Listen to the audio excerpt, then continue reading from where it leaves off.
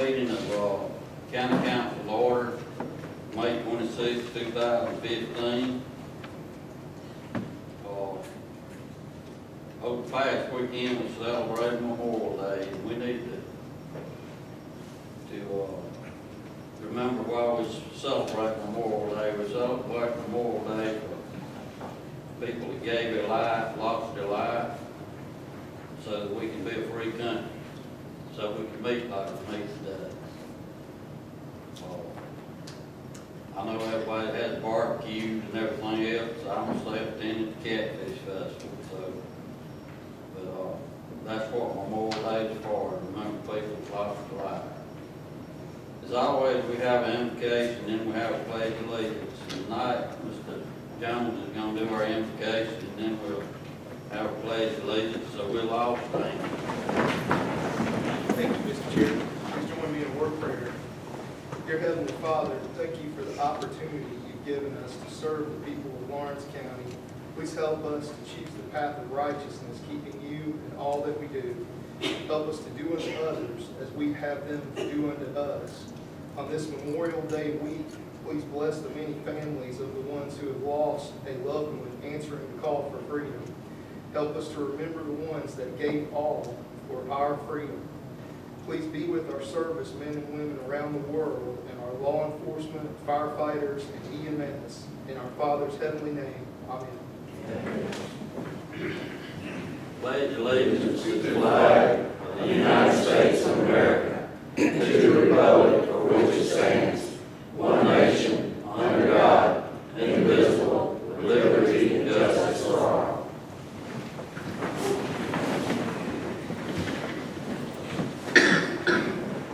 First thing tonight, we're going to approve our agenda.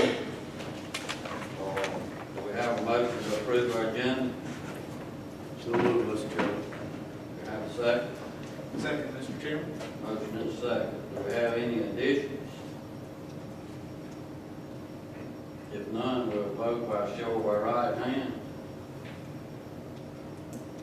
6-0.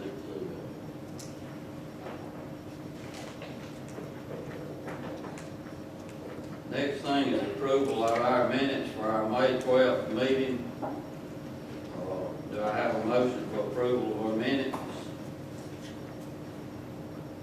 I so move to approve the minutes for May 12th, Mr. Chairman. Second. Motion and a second. Who seconded it? Mr. Todd. Does anybody have any corrections for our minutes? If none, we'll show our right hand for approval of our minutes. 6-0. Chairman, if I could very briefly, on the agenda, what we try to do is to break out the pieces of the budget discussion and try to do it in a sequential way. You'll see the item number 2 deals with the local option sales tax, and then the budget discussions will review accounting department budget, review capital improvement request, approval of the resolution on the 6 mil levy, and then a brief executive session on employment, economic development matters, and then the second reading at the end of that. So if we can just try to do it in order, so it would be less confusing. Glad to answer the question about that, but that's where the agenda is set up. So tonight we have kind of a mixture. We're going to have a budget deliberations and other business. First on our discussion items tonight is third reading of 786. That's the ordinance to amend and rescind ordinance 347. That's where some people in the county were getting paid for insurance when they did not take it, and it's been ruled we got to change that. Do we have a motion for third reading on ordinance 786? Chairman, I move we accept third reading on ordinance 786. We have a second? Second. Got a motion and a second. Are there any discussion? I continue to disagree with this ordinance. I feel like it needs to be in effect as of July 1, in that we are in a tight budget year, and that approving this ordinance to pay insurance for employees who have insurance will cost the county more than $8,000, $80,000, I mean. And in a year when we need the money, I think this is something that we should not be doing.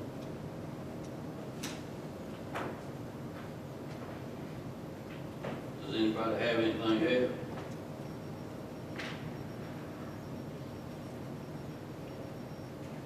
I remind you of discussion before of a certain department in this county that's paying the insurance for their employee, and you agreed to that.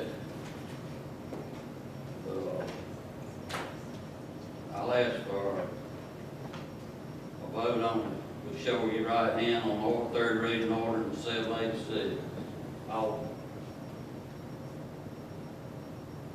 opposed? It's 5-1.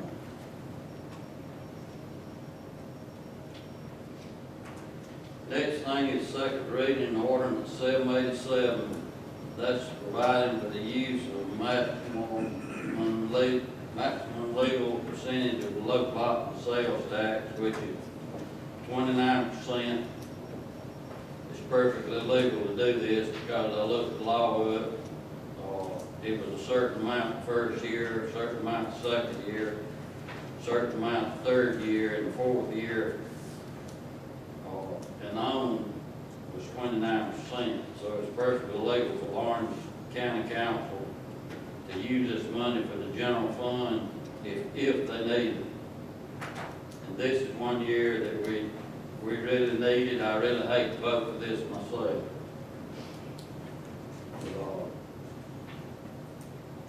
I'll ask for a motion, second reading ordinance 787. Mr. Chairman, I make a motion to approve ordinance number 787, second reading, and ordinance to amend ordinance 465 for the use of the maximum legal percentage of local option sales tax funds for fiscal year 2015-2016. Chairman, unfortunately, I second. Got a motion and a second. Do we have any discussion? We'll start with Keith. Mr. Knight. Mr. Stewart. I'd like to see the local option sales tax phased out over time. Right now, unfortunately, that isn't an option. But with economic growth and more people eventually hopefully moving to Lawrence County, I believe we could eliminate this tax. But I'm going to support it for now, just because we don't have any other option. I'll make a statement, the local option sales tax was voted in by the people of Lawrence County through a referendum. And I believe the only way it could be took out is it had to be done by referendum. Is that not right, Mr. Christian? Ms. Anderson? Mr. Pitt?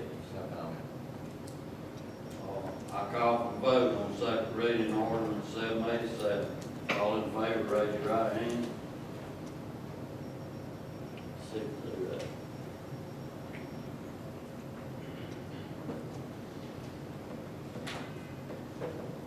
Our next thing is a budget discussion on, where we're gonna start tonight is page 51, is, special appropriation. Y'all have to bear with us tonight, local government system, what it is. That's where we stopped last time. We're gonna go through the rest of these. And then, we're gonna go through capital request, and then we're gonna have approval of a resolution. And then, on our local government assistance, has anybody got any problem with anything in that? Yes, sir. Mr. Chairman, would it be possible for us to eliminate the expense for the National Association of Counties?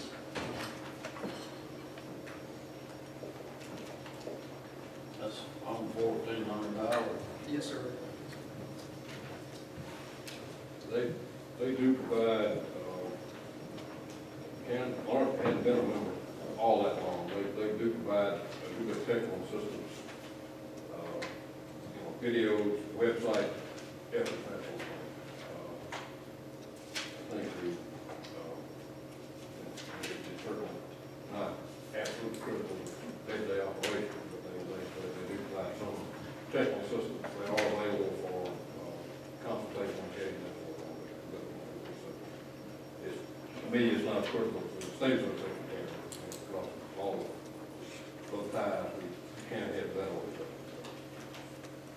This is certainly top discussion.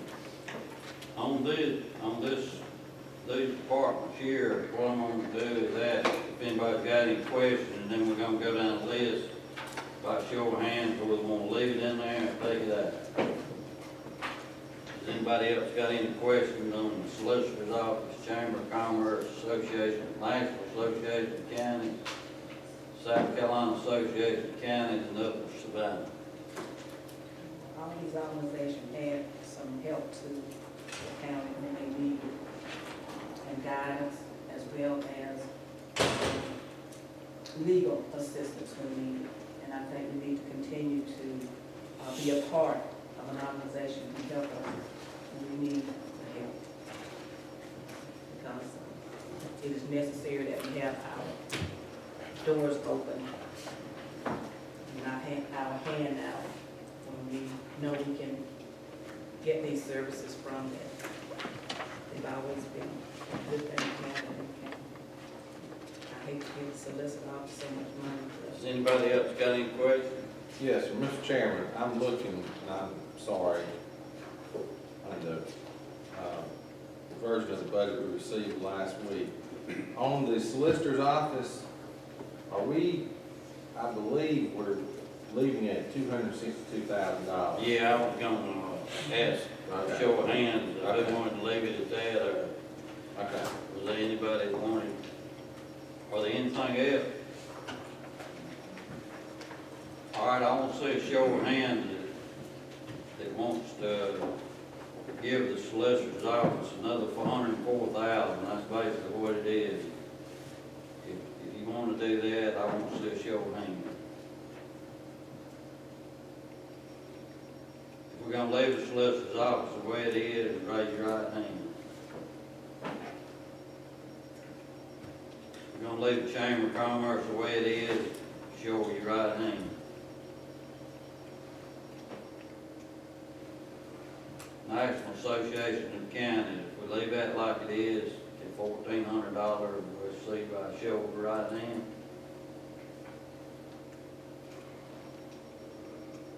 Opposed? 5-1 on that one, so we leave it like it is. South Carolina Association of Counties, $13,894, show of your right hand if you agree with it. Upper Savannah, $46,000, show of your right hand if you agree with it. Opposed? 5-1. So all of them stay in there. All right, next thing we're going to is special appropriations.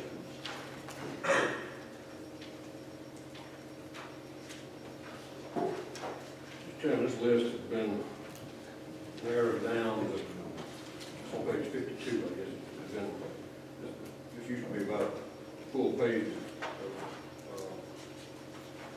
agencies that certainly are worthwhile and do a good job. They sort of outside the normal range of county responsibilities.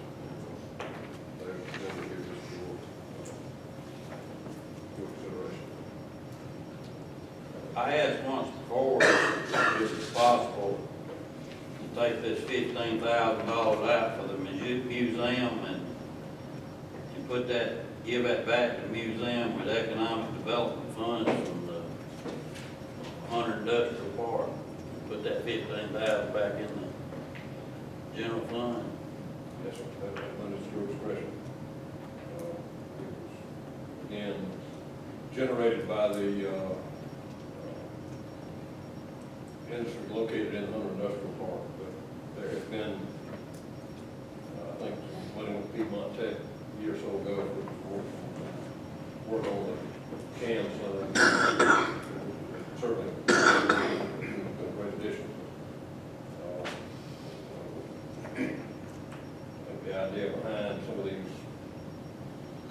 agencies, you know, Economic development. bring tourism in and that kind of thing. And bring more business and commerce to the county is what their intent is. What does anybody else think about that? Mr. Todd? So the museum would qualify as that economic development? I would say it would bring people in the county, or we can leave it in the general fund, it don't matter.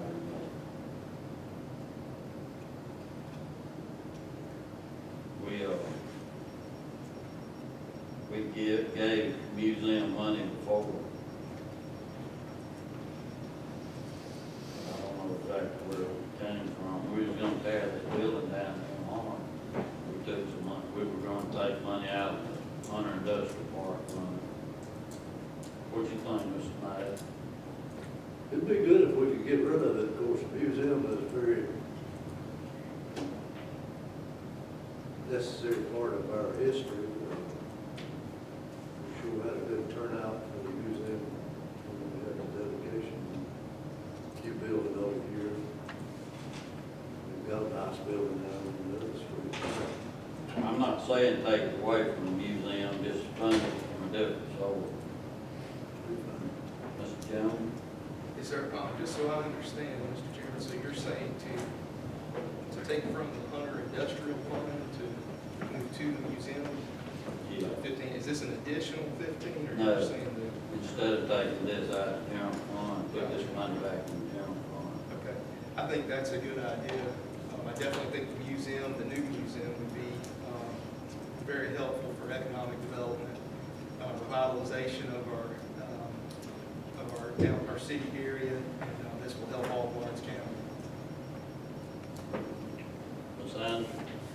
I thought the money that's in Hunter Industrial Park was going to be used for economic development. I do not consider the museum as an economic development project. I don't have any problems with it staying into the general fund as a special appropriation, but I would like to see our money used for economic development, used for economic development. I don't think that falls in that category. Mr. Peters? Mr. Chairman, I would concur with Ms. Anderson. I would propose to leave that money in the industrial park for economic development. However, I would propose that we go back to the 2013 amount of $7,000 provided to the museum. So in essence, they would take what they were getting up until FY14. I think the museum is a very good thing to have. It's history of Lawrence. They're trying to open a new building. I hate to see that money cut to them. I'll call for vote. All in favor of leaving it in the budget as it is, raise your right hand.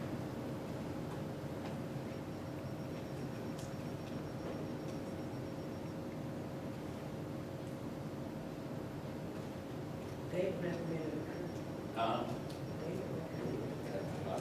I'm not voting for 15. All right. We'll ask for a vote. Does anybody want to cut it to $7,000? Raise your right hand.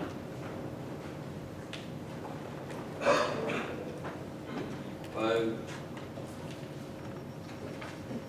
3 to 3, so it dies. Stay at 15. Yeah. All right. Is it legal to take this $15,000 out of the Hunter Industrial Park fund?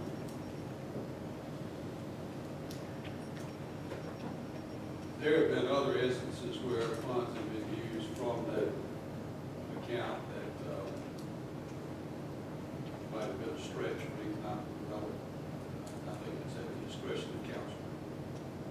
I think tearing the building down wasn't really economic development either, was it? And I wasn't saying, I think it's at the discretion of council.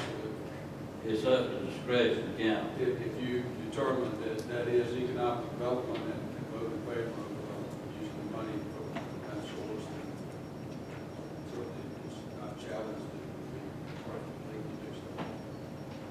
What's your opinion, Mr. Seaver? I agree with Mr. Crooks, I stretched it a little bit over time. I think that taking the building down is a good analogy. I know there's payback for that, building sold that sort of thing. I think it's, if you look at what commerce can do to an uptown or a small town, I think you could sort of classify it. Sort of line.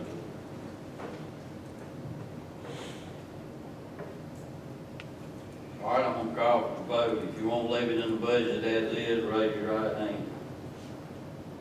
Did we just vote on, what did we vote on that? We're not leaving the budget to do. Leave it in the general General appropriation? fund. Okay. General fund. Okay. General fund, All right. raise your right hand. That's what you want to do. That's two. If you want to take it out of the Hunter Industrial Park, put this 15,000 back in general fund, raise your right hand. So that's 4-2. So that's 15 more thousand you put in. Mr. Chairman, I'd like to make a comment on that, but in the event that we get to the point where we need additional funding for that or other other industrial development in that area in Clinton, of those three in particular, and I would fully expect us to go back into our funding, and pull that out to support that. And I know it would, and that's the primary reason I would vote in agree. Okay, Literacy Council. We got $5,000 in it. All agree to that, raise your right hand.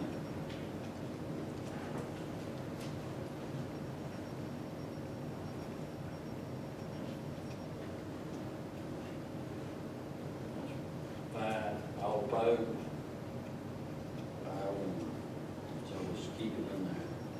Gleams is $9,500. Excuse me, I wasn't saying keep it in, I know we reduced it from 10,000 to 5,000, that's what I was against, reduction of the amount of money we were giving them.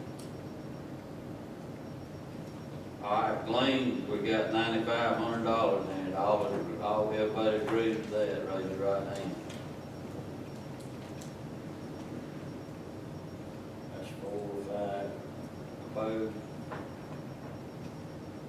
Abstained? No, I agree, that's having a hand down before you What, come back how down. do you vote, Ted? Well, actually, let him spend 5,000. I mean, 70 is a 7,000, one time. That was an eight, and eight. That's what they're spending. That's what we spent up to date through the year. That's half of the year. 2/3 of the year. That's up to January 31st. What was that, vote? 5-1? Leave it in there? Again. Abstention. Huh? He did not vote. Mr. Nash did not vote. That's not an opposition, that would be an abstention. 5 for, 1 abstaining. So it stays in there. Federation of the Blind is $5,000 in there. All agree with that, raise your right hand. Opposed? I would like to see it remain at the amount that it was before, which was 10,000. Stated 5,000. Humane Society is 5,000. All, everybody agree with that, raise your right hand. Opposed?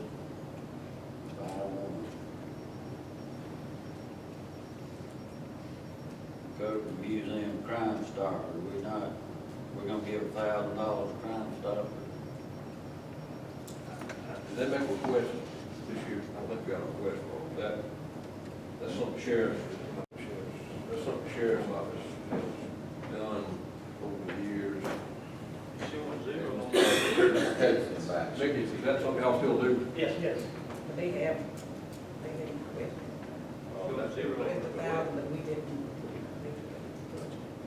private group, I think, that work. Isn't that right? Y'all work with, Yes. kind of a volunteer type thing? Right, yes, sir, just a board within the community, and to help find crimes and, pay rewards if tips lead to solving the crime. All in favor of leaving it in the budget at $1,000, raise your right hand. Hold on one second, Mr. Chairman.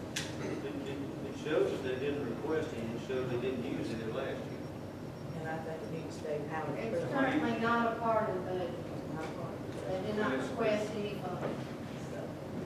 The new section is showing 0 requests, 0 use year to date. But you got it in the budget then. No. No, sir. No, you didn't. It's not like last one. It was budgeted last year. Last year, Cross last that. year, but, well, Mr. Chairman, I would like to make a motion to include $1,000 for Crime Stoppers. All right, we got somebody wants to put $1,000 in your Crime Stoppers, all they wants to put. Need a second, Thatcher, so.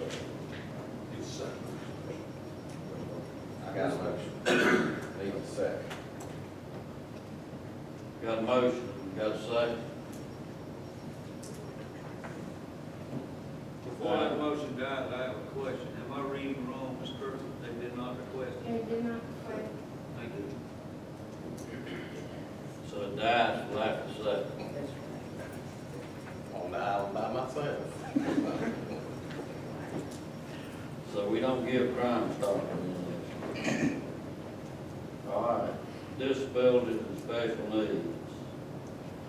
They turned their request in after the budget had been completed. They did request $45,000, which is down below that in the green. And what was that 45,000 for, Ms. Kirk? Do you remember? I don't remember. Senator Clinton, I think, is part of that.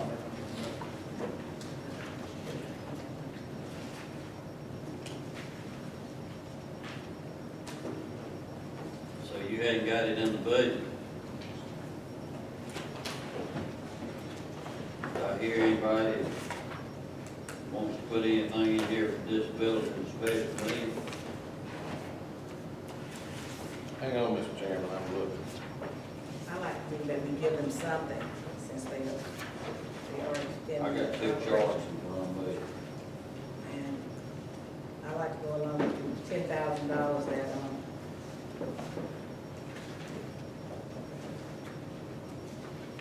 we said that we possibly could give them, we could give them that amount. So I would like to see us give them at least $10,000. I'll make a motion that we give disability and special needs $10,000. Their request states an allocation of $45,000 to expand employment services offered to men and women served by the Lawrence County Disabilities and Special Needs Board. So that's going to the new building in Clinton, the dealership that they're working.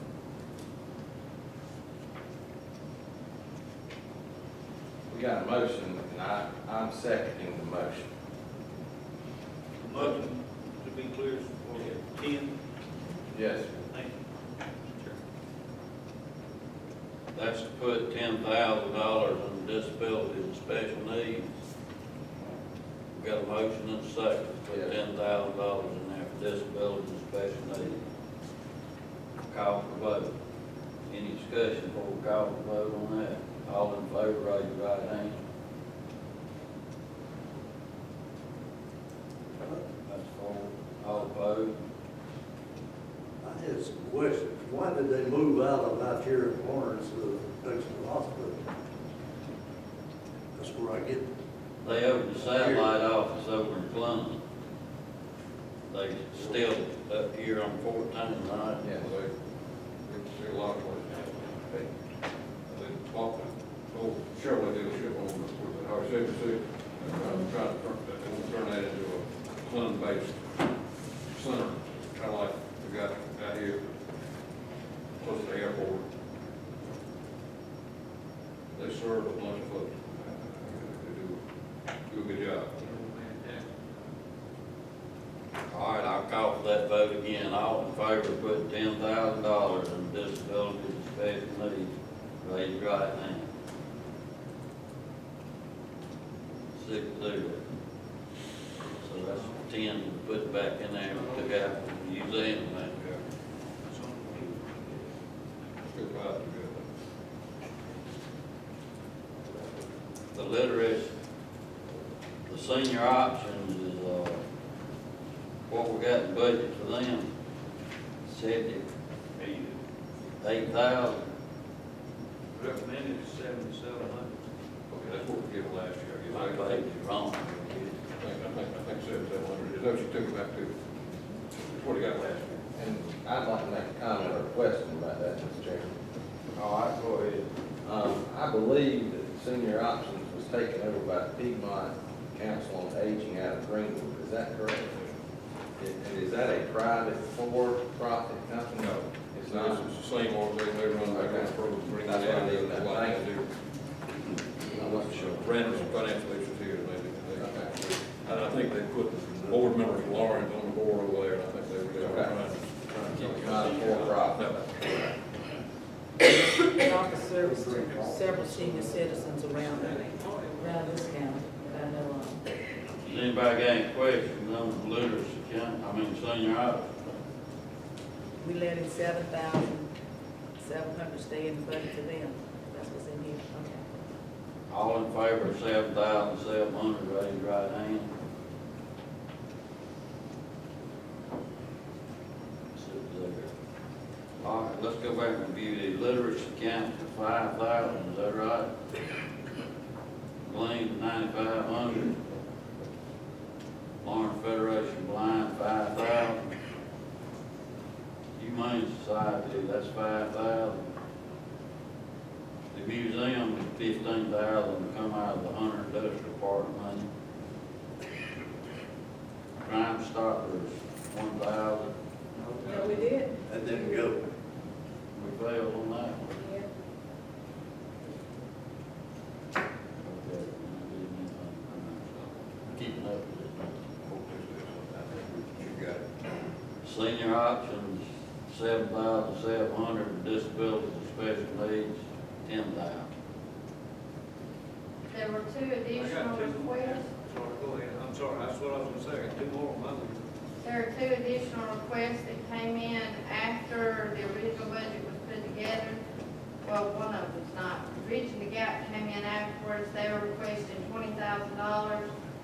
And Piedmont Tech, in addition to their 1 mil, asked for $644,000. All right, I'll ask questions on bridging the gap. Anybody got any questions on that? Give me the other name. of the What is Bridging the Gap? organization. Bridging the Gap and what? Piedmont Tech. They always ask for additional funding over and above the 1 mil that we give them. That's actually the total request probably, and that just reflect what they asked for. They get, About $500,000 more. they get 125, maybe 130, something like that on the bill. That's, the bill addressed in here, this just shows you what they actually asked for. This 6, bill 600, well, we're not talking about that right now, we're talking about bridging the gap. That's what, That was one gentleman came and made a presentation on one by computers or something. 2 or 3 months ago. Mr. Chairman, I believe it's a good organization, but because of the budget year, I don't think we need to add any other appropriation from our special appropriation at this time, that we would look at it later on in the year to see if we have something to get. Does anybody else got any comment? I agree with Ms. Anderson. I think it's a fantastic organization. It's just beginning to get its feet in the ground, but I don't think we can, I'm not a big fan of special appropriations anyway. I just think that this is one we work with right now.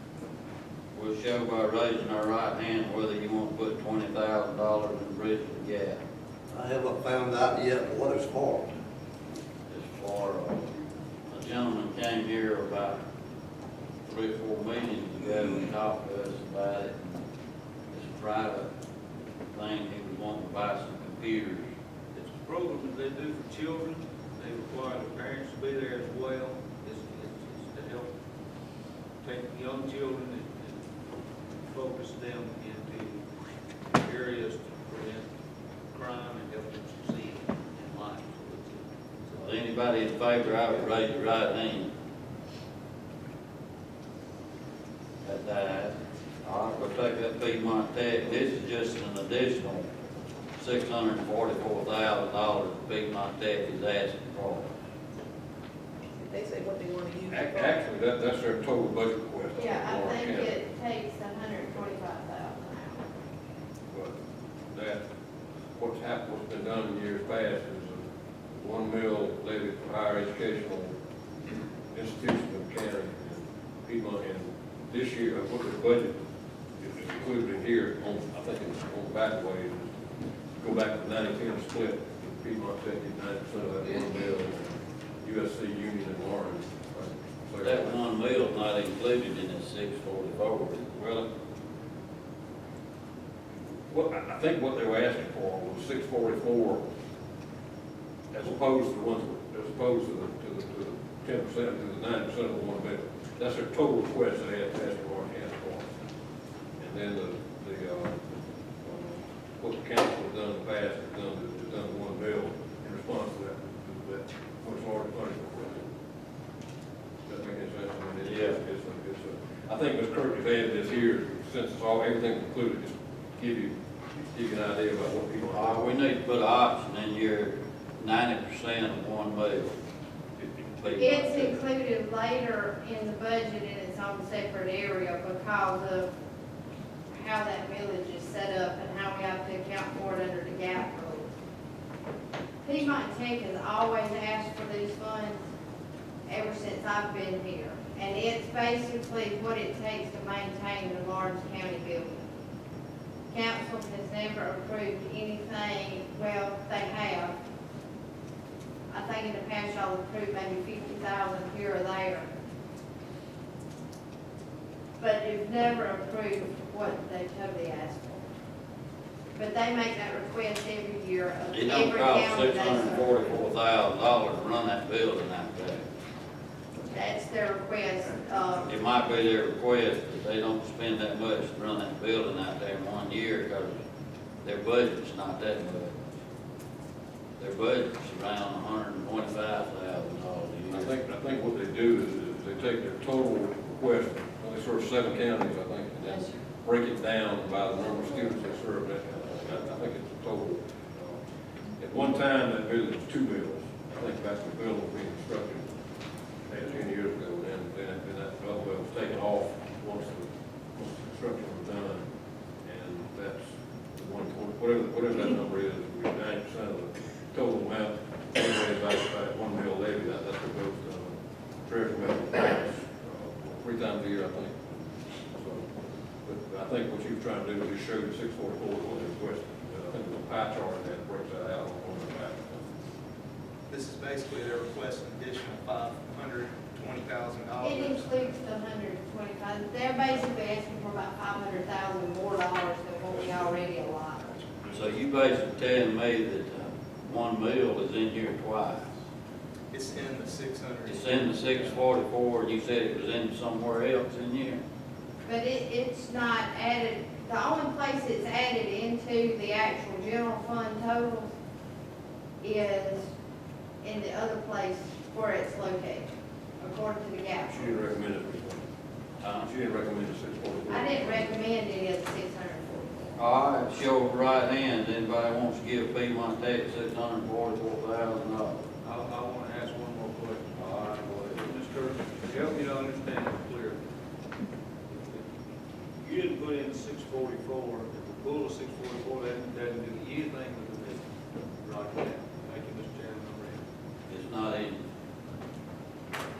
Does anybody on council want to call up $644,000? Raise your right hand. I'd like to, I know that they are looking at expanding the, at-bats center out off of 385, the camp. They are looking at doing some extending some services out there, and I would like to make sure that we are looking at some of those services, because those were the We'll look at things. those later, when they bring them to us. What do you think? I'm just wondering if this was a part of that. No, that's not part of it, I don't think so. I wanna make, can we just not act on Show that? of right hand, anybody want to give Piedmont Tech another $644,000? If you do, tell me where you gonna get it. I'll go with it, I'll go with it. That was one, so it failed. Mr. Chairman, I don't believe anybody's quit buying lottery tickets, and that money goes to Piedmont Tech too. That's another thing we did with Hunter Industrial Park money was, we gave them $100,000 for a parking lot out there and $100,000 when we bought the building. Or it's $125 when we bought the building. One of the two. And that money came out of the Hunter Industrial Park fund. There's a pie chart on in here that shows the, breaks it out by 7 counties, what the requests are. Lawrence, Greenwood, 1.4 billion, Lawrence, 644, 10, so you can see that, that's what they're based on, the total budget.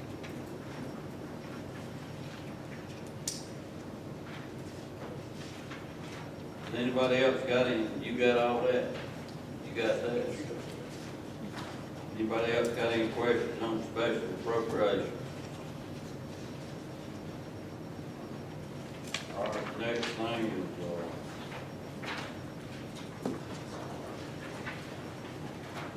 we had got to do anything with capital leases, We're obligated, we obligated to that. Hospital and then, you want to explain that, Aaron? What that is a, what page is it? 58. What that is a requirement from the state Health and Human Service agencies, county provide funding for indigent care. And that money goes, it's got a $1 million levy for a number of years. That money goes in quarterly payments to the state to help pay for some indigent care in the Lawrence Hospital and other places. That doesn't go right to the hospital, it goes to the Medicaid program, I think, is what it's designed to and require the state law to do. That's what it's for. Okay. That rolls over every year, that's just something we add. I mean, it's part of, it's not part of the county ordinary levy, it's a separate levy that comes with its own tax on it. It's been there for years. It used to be 5 mils, it used to go. That's itemized off on your tax receipt every year when you get your tax statement. It is. I've got a question, just on that page there with the loss of credit, that's on there. Can somebody explain how that loss credit works?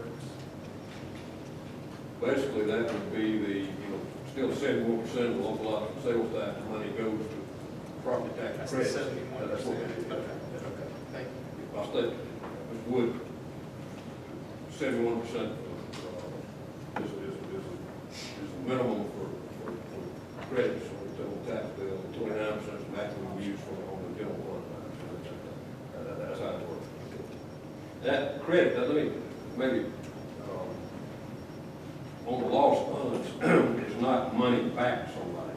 It's a credit against your tax bill. If your tax bill is $100, for example, then the audit is a very complicated procedure they go through to come up with a credit factor.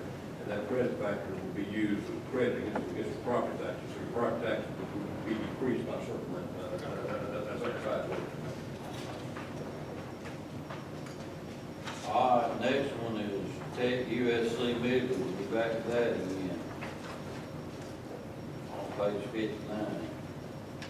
This is the part that we talked about when this budget was approved. We used to have by separate tax, by separate orders. I think under what, what our audit guidelines say is it should be included in the general fund budget. Under the GAP guidelines, it's general fund money, the way it's classified. I don't think anything changed. I think the treasurer will still write the check, 90-10 split Piedmont Tech and the USC Union. Okay, well, Grab it over, you read it at the bottom.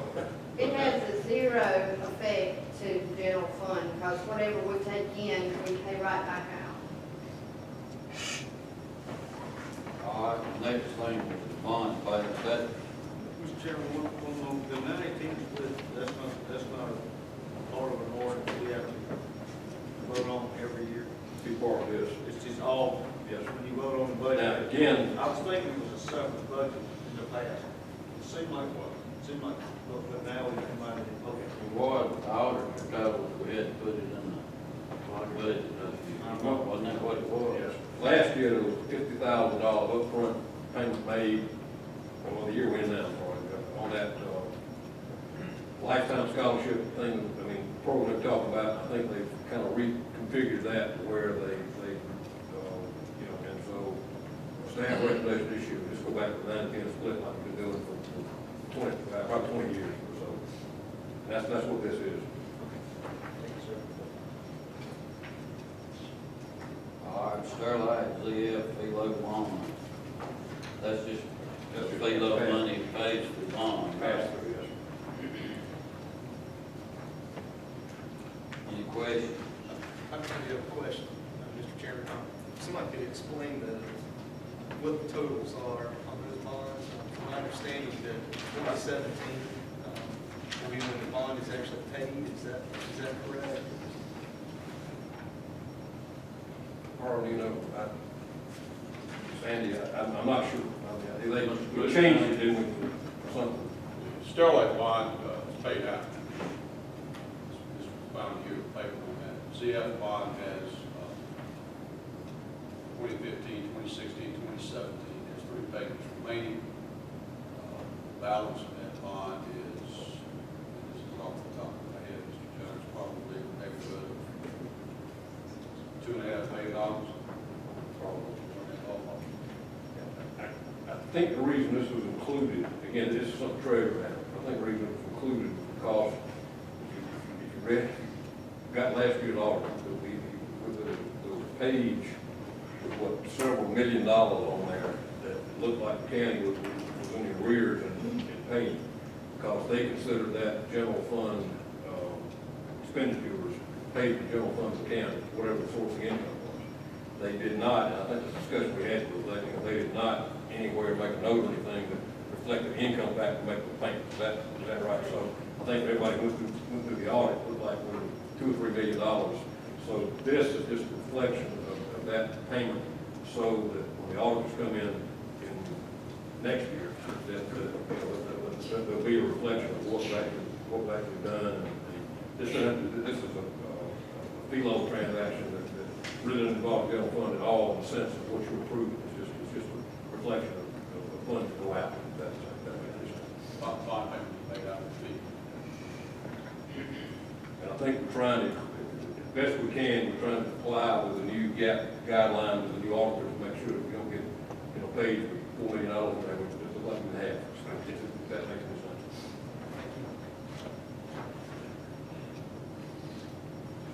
All right, next thing is EMS. Chad, you got anything you want to add? Certain capital? You said you had, We're not capital yet. This is just general fund budget. do you have any remarks you want to make about your budget? Not specifically to the budget, other than I would like the council to reconsider all the requests concerning expansion, as well as our recruitment and retention needs. We had last year was a 40% turnover rate. I know recently the detention center received bumped salaries. It has helped tremendously with their retention.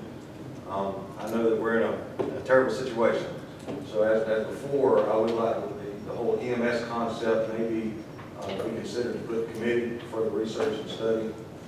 Same things I've asked before. I understand some of the limitations that we have currently in this budget process, but I would like EMS to be on the forefront on any upcoming committee work. Thank you. I had someone ask me before the meeting tonight, I'd like to kind of try to clear this up. Said that I had been sitting up here saying that the county is broke. county's not broke, we got $7-8 million in money. Where we broke is we got expenditures here, we got income here. We gotta get our income even with our expenditure. We can't keep spending more money than we got coming in. That's just like this year, we were $2 million in the red when we started this budget. And to pull it out of it, we're using 29% of the local option sales tax, 6 mils of deficit reduction money, plus 2.1% consumer price index increase. And still got to pull over $500,000 out of the reserves and balance this budget. So the county is not broke. We got some money in the bank, but once we spend the money we got in the bank, we got nowhere else to go. Nowhere else to fall back and get any money. So I hope that clears that up. All right, victim assistance. Oh, Mr. Chairman, can we go back to EMS for a minute? Okay, back to you, Are we, what, I guess what I'm asking is that 7.0 mils to 7.2 mils, is that That's a result of CPI. CPI? That's what I'm Years ago, EMS funding was always been an issue, and it was 7 mills as part of the county ordinary, and I think it was 12, 15 years ago, the council decided to break out the 7 mills exclusive for EMS for that purpose. And the funding mix is 7 mills plus the collections that they make for the service they perform. And I think on the balance this year, I think without, in the EMS budget balance based on the projected collections and 7 mill levy. And there have been times in the past we had to supplement the 7 mills with general fund dollars, but this was balanced at this point. But the increase of 0.2 mils brings in less money, and I'm assuming that represents for the whole county is what, Okay. page 61 EMS? If you find the tax collections are a little bit lower than what they were budgeted for this year, because that's the trend we're seeing now. Now, It's the based on treasurer told history. me that the collection rate was the same. I pulled history. Okay.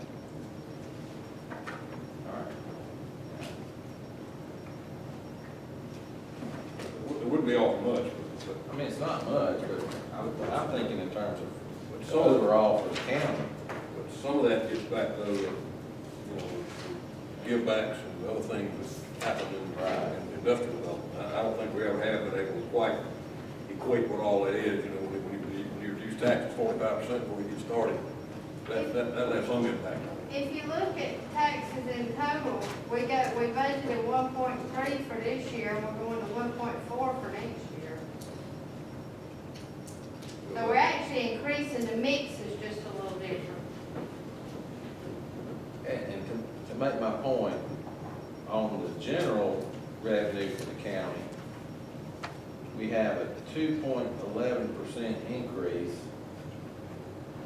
and yet it's we're only projecting $4,409 to be exact, in additional general property taxes. Is that correct? That's on page 1.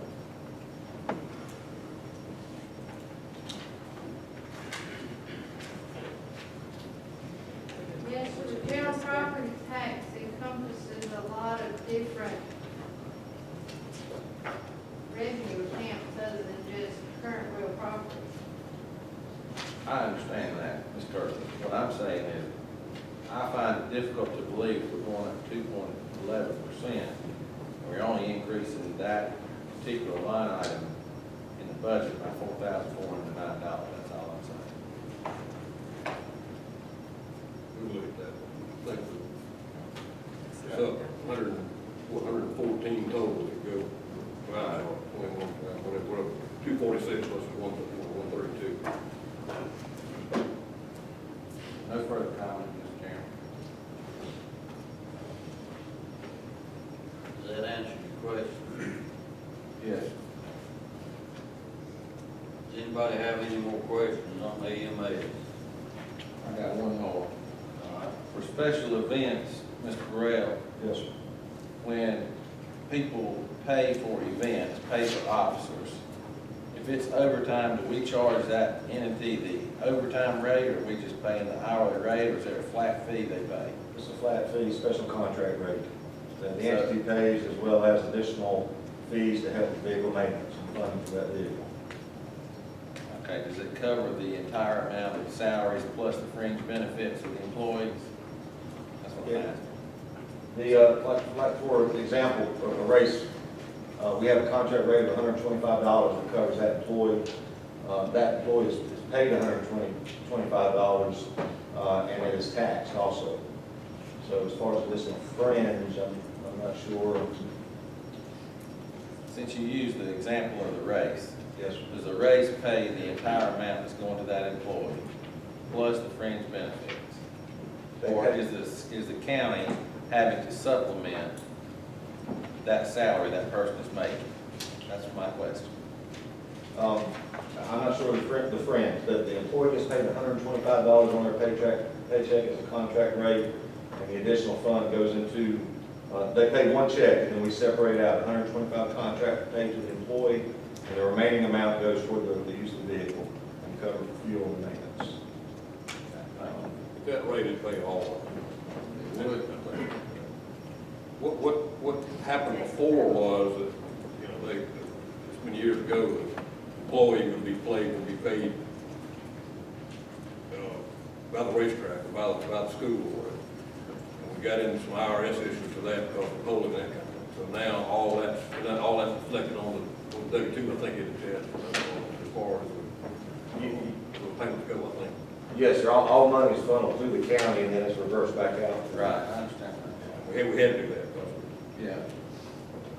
I just don't think we should be subsidizing employees, whether it's regular time or overtime, for special events.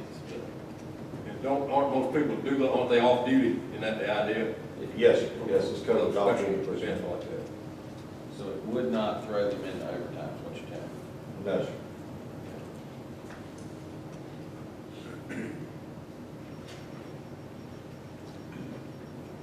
Anything else on the EMS?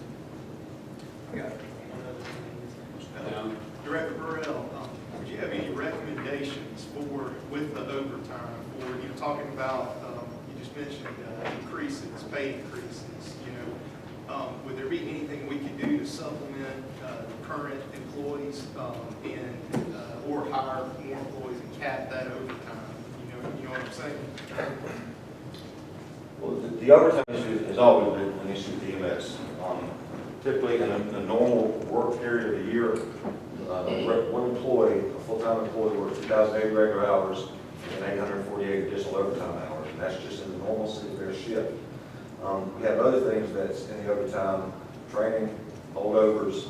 Those are two of the areas probably that eats up more overtime. Currently, we're sitting on 3 open positions that we have staff that is getting ready to move up from EMT to paramedic certification, and they're getting ready to fill those, and we have an abundance of EMT applications. So I anticipate within a month and a half becoming fully staffed. Every time I say that, something happens, but I anticipate that. So that itself will help curb some of that additional overtime. We have unfortunately had to lean in the past on part-time employees to fill some of these voids, and sometimes they will creep into overtime just because of the 24-hour tours. They may work 2 tours within a week. That puts them into 48, which there's 8 hours into overtime.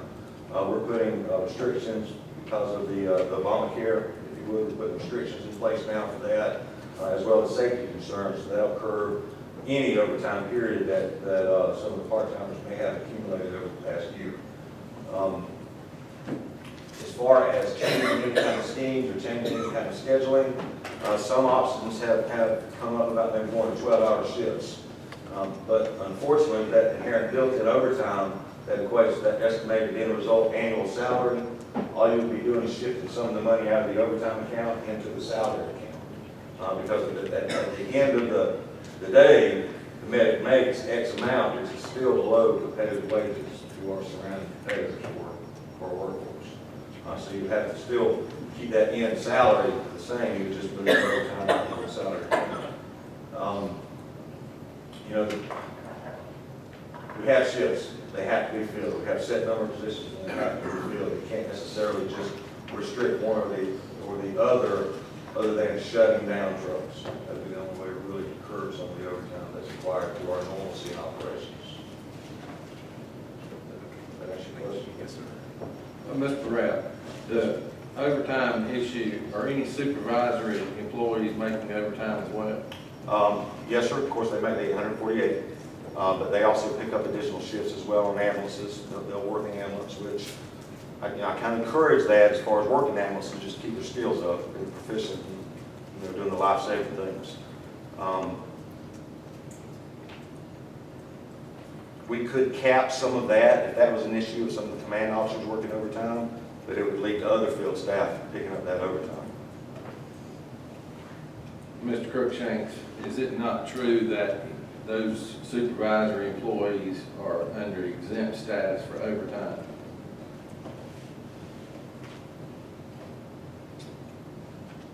If they are considered exempt employees, that would be my opinion. They would not qualify. Certain exempt employees do not qualify.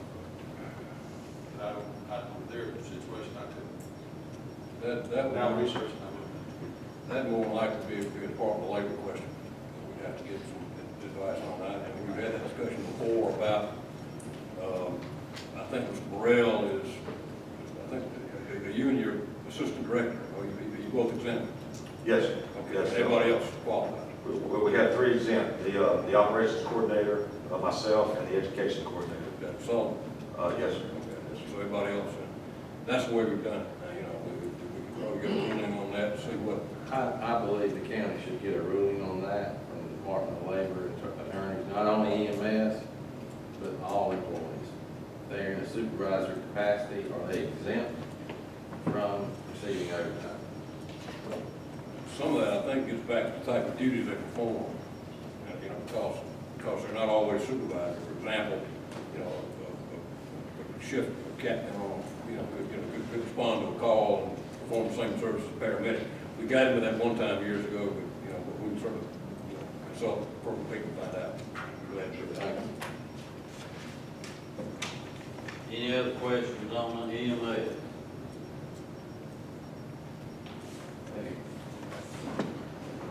I bet everybody out here thinks this is a board and council making this is something we got to do.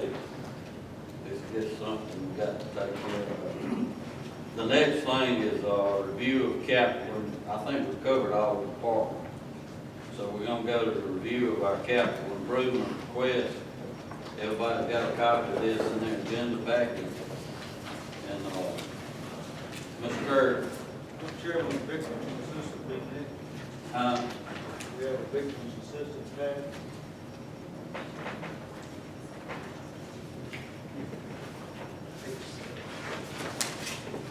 Has anybody got any questions on victims assistance?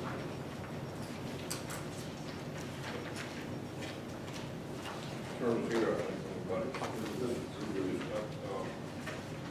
what we did, Joe, you may not, I'll explain it very quickly. What we did years ago was a constitutional amendment required police department, sheriff's office to set up a victim advocacy program to notify victims of hearings and that kind of thing. What Lauren did, rather than have, we combined, we got one basically that does that service, and basically for the sheriff's office, for the 2 municipal police departments. So we've got, rather than having 3, we've got 1.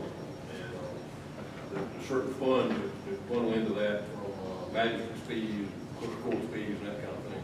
Plus, we pick up some money, I think, from the municipalities that they'll pay for that. It's more or less a self-contained program. Money can't be, can't take $25,000 out of it to buy a computer. You know, it has to be confined to that department, that revenue. That's kind of. Looks like it's zeroing out. Yeah. You got any questions on victims after? Has anybody got any questions, any more questions on the department?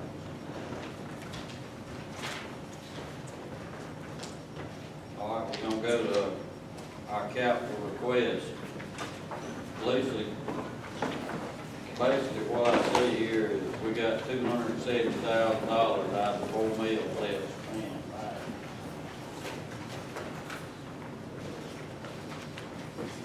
Out of the 878,000, most of it's tied up in leases, where we bought items on prior years.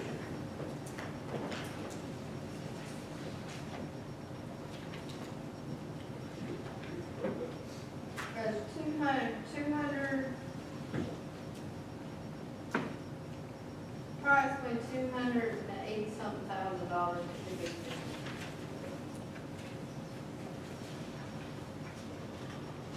That's not four well, 4.5. 4 million. Four, okay. Mr. Kirk, that's the bottom of your revised total amount requested in the far right-hand corner, that's zeroed out, I guess, that's the end result. Just want to make sure I was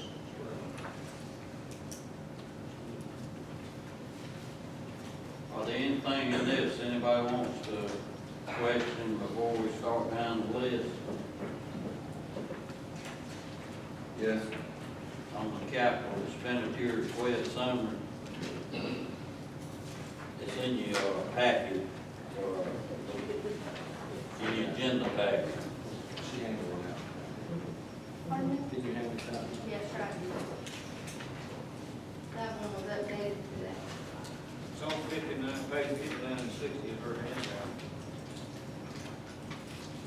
Starts at There's a new updated listing that I handed out before the meeting. Is this one 59 and 60? No, sir, it'll say page 1, they'll be dated today. I ain't got a copy of that. It was in your agenda package. I think this- This one I just changed hours before we got here. That's one that's in the agenda package. been- There's been a change in the EMS, not EMS, E911 today to account for payment that we didn't account for originally. I handed it out right before the meeting. Where is that? Is this the third draft you talking about?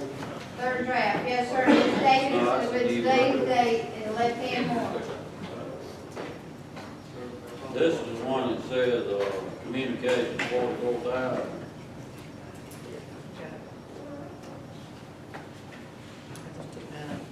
Yes, sir.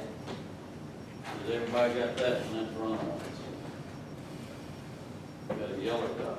Yes. It's got 44,000 in the bottom right hand corner. No. That's 20,400. That's wrong. This-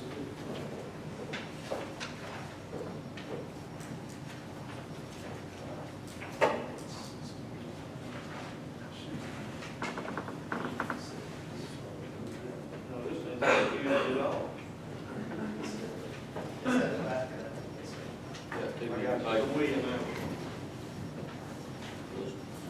I didn't insert. Well, it says page 1, so. You got the right one that say 44 and the Well, bottom I right got one hand that's corner. on page 2.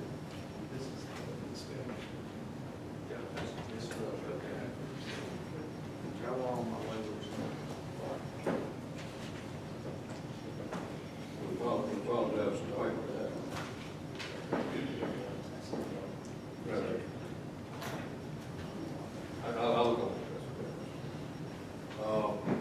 What, I think Mr. Kirk and I talked about this, we're just trying to parcel out the 280 or whatever it is, as fairly as we could. Now, this is purely a recommendation, there's nothing set in stone, y'all can do it the way you want to.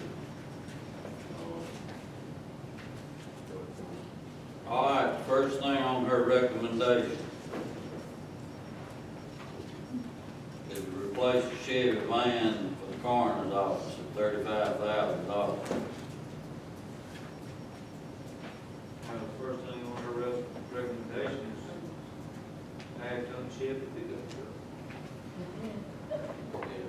On Lisa's recommendation.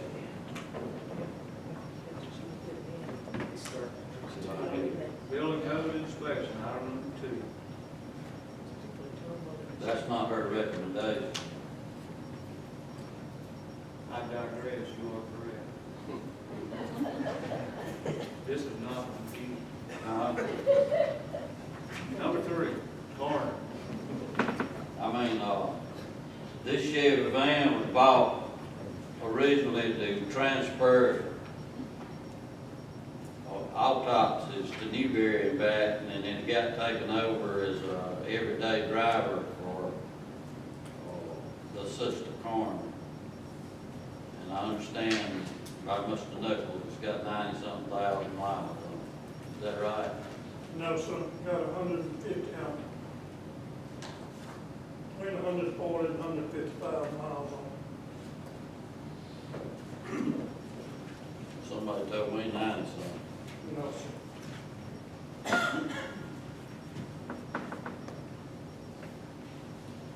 Does anybody got any questions on the van before we vote on it? Is this the price that, Billy Wilson? Yeah, did he recommend this price? This is the cheapest one he could find? Well, I think that's part of state contract price, That's state contract. probably Is it similar to the van that they already have, or what? We got $270,000 to spend. You can either vote, if you vote not to spend something on some of these, we'll go back and buy something else. But we got $270,000 to spend out of $4 million. All right, I'm on. Mr. Chairman, I'd like to ask the coroner a question. All right, go ahead. Mr. Coroner, you'd requested to replace 2 vehicles, a 08 Crown Vic and a van. Only one is replaced, which would it be? That would be the van. This was a very, very scaled down van when it was bought. It's got a lot of miles on it. This is at the point of not being able to go.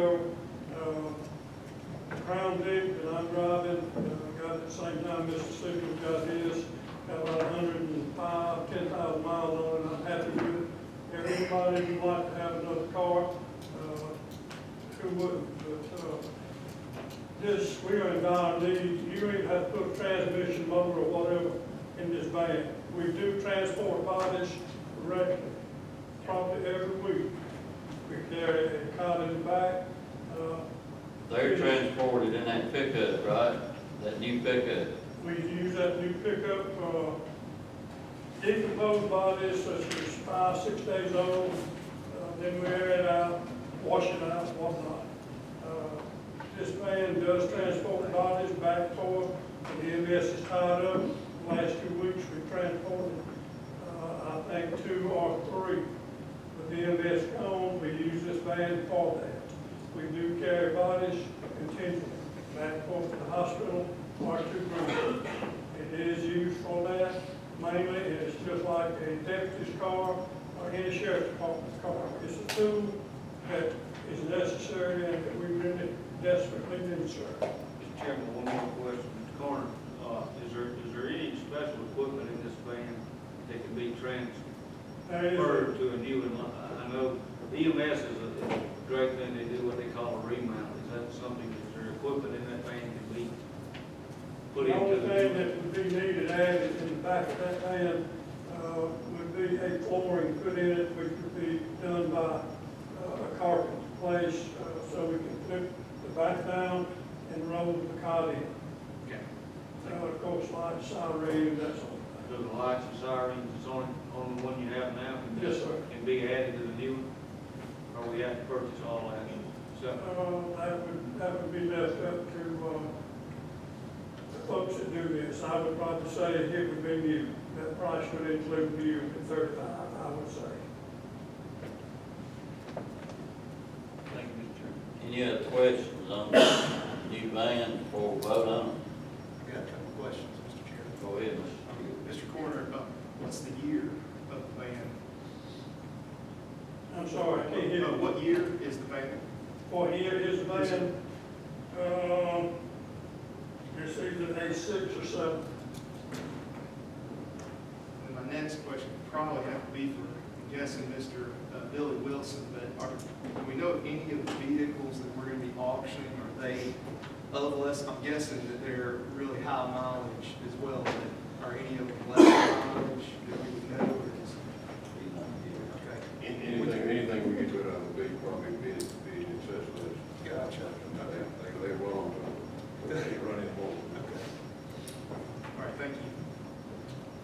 Any other questions about the van? All right, show by raising your right hand, do you want to buy the new van for the coroner's office? Show by raising your right hand. That's 5 against, opposed. 5. So that goes. Next thing is communication. Joey Avery, you want to explain this? Yes, sir. 745.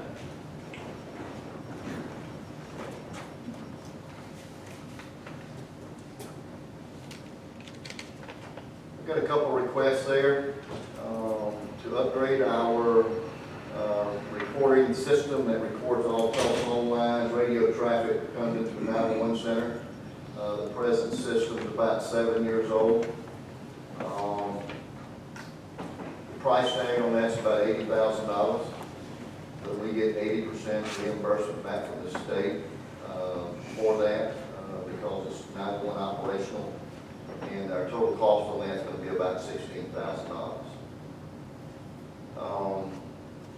We had the emergency medical dispatch software and training in there, but we were unable to get the 4 employees that we requested. And I have no problem taking that out of the budget. But I would urge the council to take a hard look at that in the future because that's a service that we need to provide to the citizens. They will ultimately require us to provide that initial protocol to the citizens prior to EMS getting there. Next thing is on the list would be to complete a rework of cable trays and cables and 911 workstations. Those workstations are approximately 13 years of age. We've not done any work on them. We're starting to have some hydraulic failure. Some of the cable trays have deteriorated over time because of going up and down. Again, price tag on that's about $22,000, but we get 80% of that money reimbursed back from the state also. Total investment of that would be about $4,400. So on those 2 items that I'm really pushing for would be a total cost of about $102,000, and our reimbursement would knock that down to about a total reinvestment of 911 to about $20,400. Lisa, do they have the orthos? Also, we have the ortho flight that we had completed 3 years ago. That was to help the assessor, his reassessment of the county. This is the last payment of that lease, if you will. And we broke that out in 3 annual payments to reduce the capital expenditure. That totals about $24,400 or something to that effect. So that $44,745 covers your request? Yes, sir. It covers the $16,000, the $24,345, and the $4,400. The $15,600 is not included. 24,345, that's a state, you can't take that out. Correct. The amount for the emergency medical software is not being recommended, and I certainly concur with Ms. Kirk on that, since we were not able to get the employees. Anybody got any questions? Joey? Well, I'm gonna call for show of hands if you want to leave it $44,745 in there. All in favor, raise your right hand. 6 to. All right, we'll go to next page. Sheriff's office. $54,100, that's, what's that cover, Lisa? It covers the 5 in-car radios at 25,000, 3 cameras, and 8 tasers.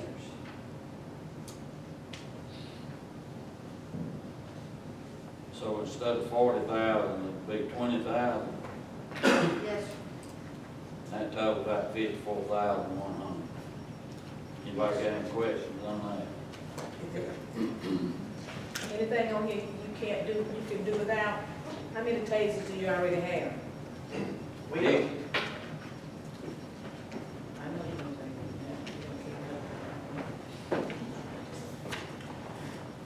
these tasers will replace the ones that we have. I think we bought a lot of tasers back in 2009. And over the years, they just wear out. They're out of warranty. And when they break, we got to replace them. And now it's the replacement cost of the new tasers. So these are just on a switch out old tasers and new ones. So she got 8. We requested 10. Great, everything we need. And all these things are officer safety and public safety. The cameras, our tasers have cameras on them. That's how the sheriff has them. So when we do turn on our taser, we have audio and video of that occurrence. Same thing, with the in-car camera system. It's audio, it's video as well. It just helps officers and the public. How many function tasers do you have now? It's a majority of them. Like if someone put in and one to be broke, it won't shoot or deploy whenever they turn it on. So it's just hit and miss. We probably have 10 or 12, in the safe that. Still work?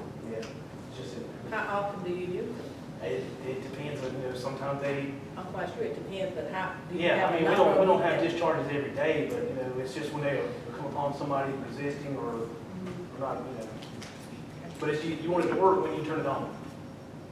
Now, all of these things that you have listed here, they are used together? No, I mean, not together, the in-car radios, that's, we have portable handhelds, but their wadding is different than the in-car. And there's dead spots in the county where officers can't get out, if they're in a certain part of the county, they kind of keep on the radio, they won't get out. So these 800 in-cars will, have, I guess, a bigger range where they cover those dead spots. And the car system is just a video in-car camera system where when we get out to a traffic stop or to a scene, our recording system starts, and it's just goes until we end it. But I thought you were looking at these at one time when we were going through your all's budget, and you said some of these things that you could do without. And so now you add No, them back. We can't do without them. I mean, it's, the, But you said, no, well, never What did you say? do without, but I mean, if we can, so I think last year's budget, we opted with laptop computers over radios. Our laptop computers were 5 or 6 years old, and we opted to go with laptops over radios since our officers did have a radio. But, of course, now I'm not putting in for laptops because y'all gave us laptops last year. But now, trying to get everybody with the same equipment in each one of the vehicles. well, will this complete everybody's vehicle? The five in-car radios, it should. Last I checked, that So we won't see this item? well, see, when we had one broke, we had one that was broken, could not be repaired, so we had to replace that with a spare one. Then we took out the spare car, and so that needs to be replaced. But that's included in one of these 5. And the 6 in-car cameras, if we got 6, that would complete our fleet. And then the tasers, of course, that's just, we got 50 or so within now, but we have 60-some officers. Does anybody else have any questions? Nick? One question for Mickey. With the SWORD team, did they need the addition of helmets? Yeah, we put in for the helmets and I think the cameras. Of course, you know, they like, on those type of situations, we like to have it covered where, you know, there's no question of what happened in the scene, especially whenever you're dealing with special, you know, barricade subjects and stuff. They put in for that, they were like that, it would help them out. The helmets that we had, we bought those 2008 or 9, and, you know, they're worn out, cracked somewhere, and, you know, just need to be replaced. And the ceramic's only rated for what, like 5 years? Yeah, that's, if you base it on like our ballistic vest, it's 5 years life. Gotcha. And from what I understood, it was 10 helmets were needed, and I'm not seeing it on here, but that's why I'm asking. Yeah, about it. I guess that was some of the, Okay, and it was around, it was $5,000, I believe, for 10 helmets. Okay, I'd like that to be added into there. All right, we got a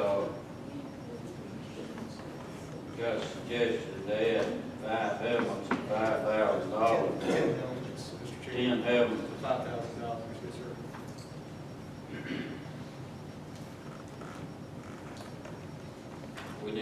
We're gonna vote on that by show of hands, and anybody want to add those 10 helmets to $5,000? If I can add one other thing too, Mr. Chairman, I've spoken with some of the Sergeant Martin Holmes, one person I've spoken with, and from what I understand, we can either donate or sell those current helmets, is that correct? So they're, I believe, yeah. All right, I'm gonna ask for show of hands to add $5,000 to the sheriff's office. I believe Lisa said we had an extra $10,000 over this 269, didn't we? The only issue there would be a $500 helmet is not considered capital equipment. It's considered a supply. It doesn't meet the capital guidelines for equipment, for depreciation purposes. It could be added to his expense account, to buy him out of his expense account, out of his source supply money, or added to his source supply money. But as far as meeting an equipment guideline, it won't meet an equipment guideline. Go back and look at it. Well, we have to go back and visit the general fund and sheriff's department budget. Put 5,000 back in there and buy those helmets. So I asked for a show of hands on this $54,100. Mr. Chairman, I have a couple of questions from the code for the system. These 16-car cameras, I know the last 2 or 3 batches of cars we bought, we ordered those cameras with them. We still don't have all the cars with the cameras in the rear view mirror and the cooler seat back There's in front. about 6, you know, units like that. That's our, These be 1940 model with 370,000 miles on them. it's our like the war division folks and our chunks, and our civil process folks that are uniformed. Yeah, they don't go out and answer calls for service every time, but they do, you know, transport people, you know, can stop and make arrests and, you know, on scene. You know, a lot of guys on work out there, transport people, you know, from here out of state and bring them back. And it's good to have a, you know, system where the prisoner or inmate, you know. There's no grant money now with all the cameras, everybody wants a camera on everybody and 3 on me and 2 on you. Well, yeah, there was federal grant for body cameras, and I think they had $2 million, they gave 16 awards for agencies our size throughout the nation. So I'm looking at that. I'm actually talking with Congressman Jeff Duncan, you know, his staff about that. And I think there's word of some state money coming in for body cameras, but we don't know if that's going to go with the new legislation about requirements around it. So if you have a body camera, do you still need the in-car? Yes, yeah, we do. It's our system now. It was the sheriff put it in place in 2009 as a tool to, you know, have video recording of CDB calls. It's just a micro SD card system. You know, the integrity of it's not where it needs to be. You know, for in court, I guess, or whatever. You know, it's really just our tool of doing it. But you know, the new system that we did, you know, look at it, it would incorporate with our in-car camera, and files can't be manipulated, or you know, once it's there, it's there. Thank you, Mr. Chairman. Does anybody else have any other questions? Mr. Coach, you said those cars, I mean, the in-car camera systems, 3 cameras, were for the civil process and warrants division. Yeah, there's 6. There's three in civil process and 3 or so in the warrant. How about the 5 in-car 800 megahertz radios? Yeah, that'll go into our investigative units. Our investigators, they don't have them. All of our marked patrol cars, they have them. And of course, our investigators, they work on, when they get called in and stuff, so they do work calls for service and stuff like that. Thank you. Respond to those dead areas. All right, we're gonna vote by show of your right hand where the 54,100 votes. All in favor, raise your right hand. All opposed? 42, I guess it stays in there. All right, the next thing is,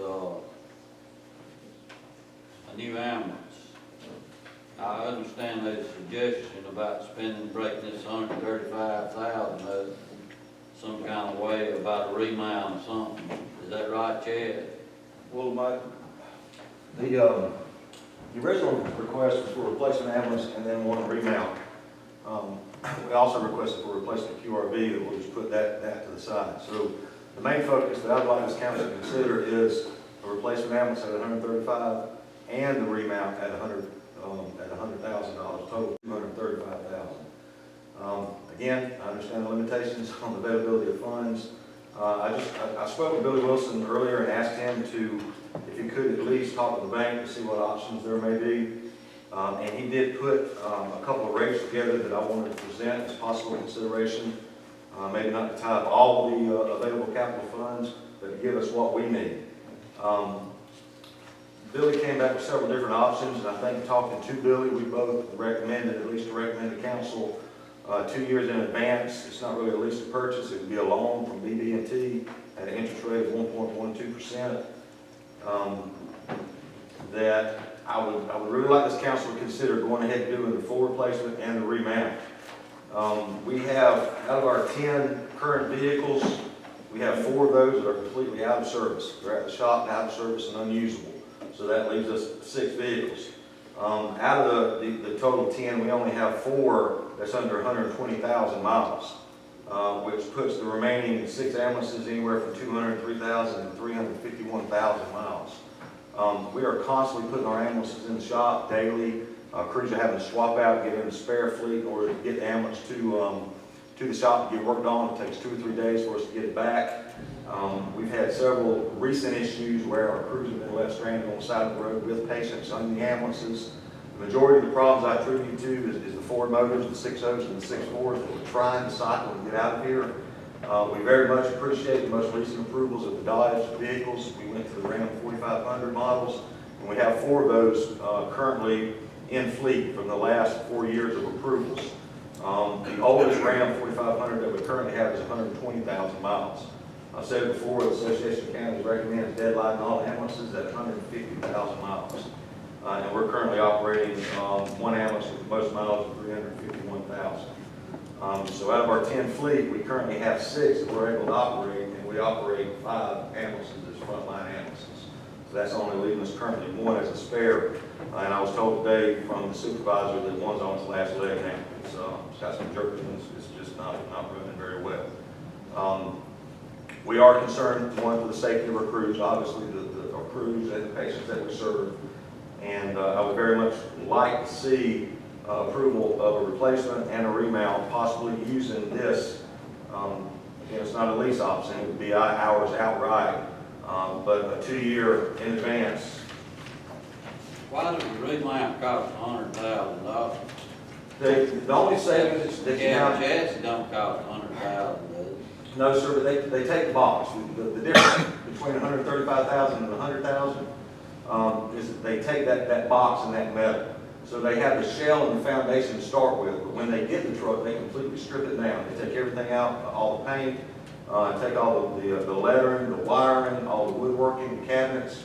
They completely take it down to bare metal and redo the box and rebuild the box as if they were building a new ambulance. You're able to save the money because you have that actual shell already there. Why you gotta rebuild all that stuff? Why couldn't you just remount it? Well, over time, the stuff doesn't hold up. I mean, some of our cabinets are falling apart now, just normal wear and tear. The wiring can fail. We've got a few cosmetic issues on some of the trucks. We've had some dings where we just try to bandage up and get by. We have one truck now that has one corner that's got duct tape on it to keep the rain out. So we try to get by with what we have and maintain what we have. The problem is that we just wear these trucks out. We're constantly busy, constantly on the road. There's no break for any of these ambulances. In comparison, let's say the sheriff's office cars, those guys get to take the cars home and they get a rest. Our ambulances are running 24/7, really never get a rest. So they get wore out very quickly. We probably average 50,000 miles a year on each ambulance. And we attribute that a lot of times to going out of county. Some of the patients were higher needs. I'll ask the question, if we did do this, where would the money come from? Be part of it would be the 135, would pay a portion of that. As far as this, How would you pay that over 2 years? it's in advance. You have to do one payment up front of $79,000, and then by May of next year, another $79,000, and then by May of 2017, you have your final $79,000. 200, so you'd have to have $150,000 this year to make payments for you. And yes, because you have to do one in advance and then one prior to close the fiscal. So you got 135, so you need 50 more than that. I can't get in my head. What would be that? Yeah, I'm sorry. You'd be spent out next year for the new ambulances. Well, and then Billy discussed that, and that's when we thought maybe the 2 years in advance would be the best option. One, you're saving a little money on the interest by going and paying that partial payment up front. According to this, grand totals is you're only paying an additional $2,600 to be able to stretch those out over 2 years and save a little money within this available capital funds instead of exhausting the whole $235,000 that we're requesting for replacement and a remake. You only got 135 recommended right now. Yeah, and I didn't know exactly what was up front recommended. 135, yeah. For Yes. one ambulance, didn't do a remount, trying to spread this money around a little bit. Yes, sir. But don't you have an ambulance on order? Yes, sir, we do. And it should be in within 45 days. It should be complete and in. I did check with Tyler Neighbor Day, and he confirmed about 45 days, which will help. It'll help tremendously. But again, we have 4 ambulances that's out of service right now, and I don't know when they'll be available back on the road. But it's not your fault, but that's taking a year to get that ambulance in. Yes, sir, and I asked him today about the availability of chassis for any future purchases. And right now, Dodge has a 6-month back order on ambulance chassis. Same thing with Ford. They're going through the same thing, and I don't understand why, but I also checked with other ambulance manufacturers, and they're experiencing the same problems. Would a remount be quicker than the new ambulance? No, sir, because it's relying on chassis. I still have to order chassis. What you're saying there is, there's 135 right now that we're looking at, they've got part of, the council got part of them. Okay. You need 79 now and 79 in May, is that right? This same fiscal year? Yes, sir. Now, this is figured on 235 for an ambulance and a remount. So I don't know if some of these parameters would change just looking at doing this with the 135. You got 135, and you would now. Yes, sir. Yeah, isn't that what we're put in? Yeah. So, I guess what I'm saying is it would take another 100,000. 100,000, well, roughly, to be able to get the 2. It'd be additional capital money is what I'm saying. Yes. What we got, Yes, sir. Roughly $80,000 times 2 is $160,000 what we need to go forward with this additional request of a remount. 25, what's appropriate, what we look at. Yes, sir. Mr. Brown, have you looked at using these Sprinter ambulances Yes. like Thorn's uses? Yes, sir, we have. I've researched a little bit with other organizations that have used them. They work great for non-emergency services. They work wonderful. For emergency situations, they don't work as well.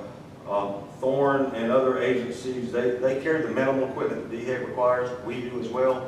We go above and beyond just to handle special emergencies that we encounter often with additional equipment. So how much one of those costs? A Spritzer is $80,000, $85,000, and its target audience is for the routine, non-emergent ambulance industry. How many of our calls, you don't ever know till you get there, I guess? Yes, sir. Yeah, I talked to a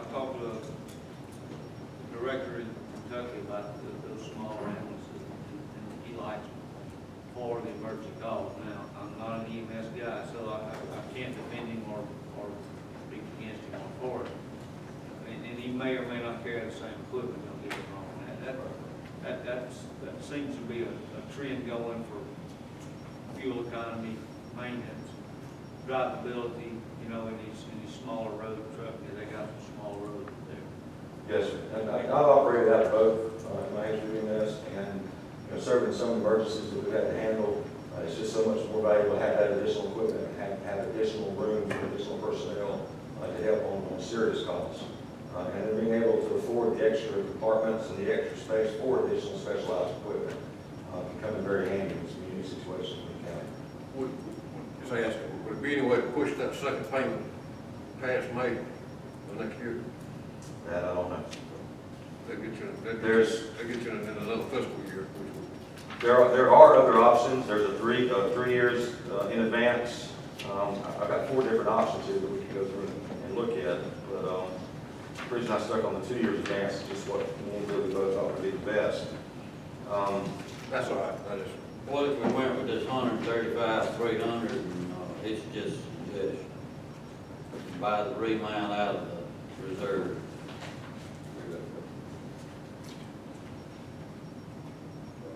Cause we ain't got another $100,000 in it. Yes, sir. If we're gonna do it, we're gonna have to buy it out of the reserve. That's the only place to get the money out. Well, you can't, that'd be the easiest, probably easiest way to do it. Mr. Chairman, I'd like to follow with that suggestion. Say we do the 135, buy the 1 new ambulance. Knowing that we've had discussions about, and requested from Mr. Burrell about taking up the EMS on committee and maybe approach it that direction.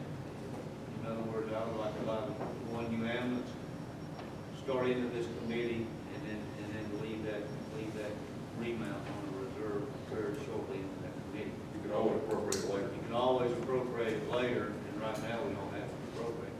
I think that would be a good option. I think it would put him heading in the direction he needs to be, and let him and the committee take up the EMS like we discussed. Will that be all right to everybody on the county? I'm not in support of any of it. That's 50% of the capital expenses going to one department.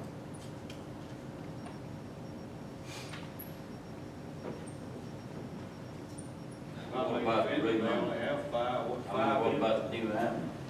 They don't Now, have we got one on the way. 70.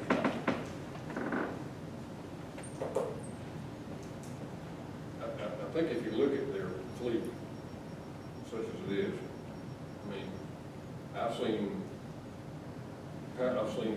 Belton answering calls, I've seen Horn answering calls, I've seen, and what they end up doing is having to, when these vehicles go down, they end up having to call in other services to back them up, which is fine.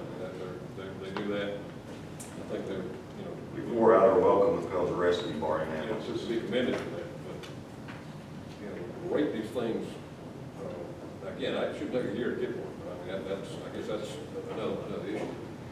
Really go through this, and they never stop. They don't. Never stop, and that's the problem. You know. What kind of preventive maintenance program are these things on? Well, we go through the warranty programs, and when they're new, they go through the dealerships and get all the preventive maintenance. Billy Wilson helps us tremendously with that. Captain Harold is assigned in charge of vehicles, and he keeps up with maintenance schedules, and they get all the recommended maintenance. It's just that they're road hard, it's constantly. Just like school buses. Yes, probably more so. Director Burrell, what's the downsides to the Springer units? Space. I would agree fuel economy is better. I would agree with that. But space issues, I know that in talking specifically with the Mercedes Sprinters, I get that confused sometimes. Their according to some contacts I have, they're having difficulty on getting the Mercedes dealership to even work on it. And I don't know if it's just because it's the ambulance type or what, but even Dodge has one of those type models that they themselves, they have difficulty finding people to work on. So they're actually having to ship them out further from their local dealers to find people to work. And then, of course, the cost of just working on a Mercedes is probably higher rates just because of the speciality of Mercedes. From what I understand, that would be the biggest difficulty, because there's nearest, I guess, would be Piedmont, actually has a location that can service them. Greenville has, or Piedmont, I think, would be the nearest Mercedes-Benz Sprinter service station. But, or is there one? Yeah, to be honest with you, I do not know. Okay. I do not know. Anybody work on Ford, but you're gonna work on a Mercedes, there's one place to go. And they charge you what they want to charge. Yes, Is that not right? it's my understanding, yes. All right, I've heard two suggestions. I've heard one suggestion to take it out. I heard another suggestion to go ahead and vote on buying a new ambulance and taking up the purchase of a remount later. Is that what I heard? Yes, Mr. Chairman. All right, I'm gonna vote on, everybody wants to take it out of the budget, the new ambulance, raise your right hand.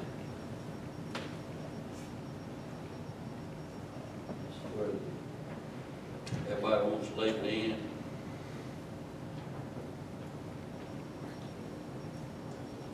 Well, that means take it out, don't it? Well, standoff was, Huh? Now it fails. it failed technically. What would it be? Well, the statement was to take it out, so that fails. Right. So we leave it in there, right?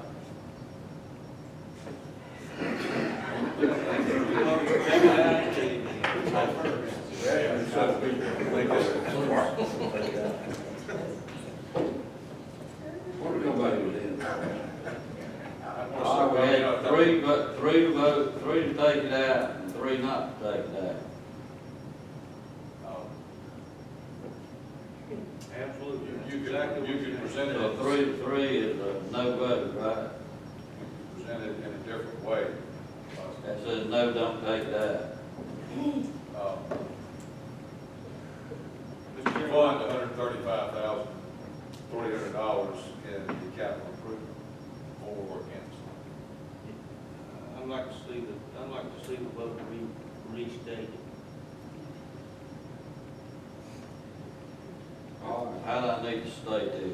We're gonna leave 135,300 in, or we're gonna take it out? Everybody wants to take it out, raise your right hand. You just say we're gonna purchase one ambulance. Yes, Just gonna do one ambulance. Just gonna do one ambulance. One ambulance. one of them. Get it back. This is absolutely critical. This may be the most important thing in this, you know, what they do and what they put up with and the critical nature of this thing. And I know this for a fact, I talked to Mr. Burrell about it frequently, that they're out of vehicles. Maybe we're not doing, maybe our maintenance is bad, maybe something's wrong. I mean, you just can't keep running these things. Can folks call for ambulance and they can't get there? We say, well, I voted not to buy ambulance, I won't buy this ambulance, so. I would move to vote, I would vote for if we could attempt to use a Sprinter unit. I would vote for if we could try that.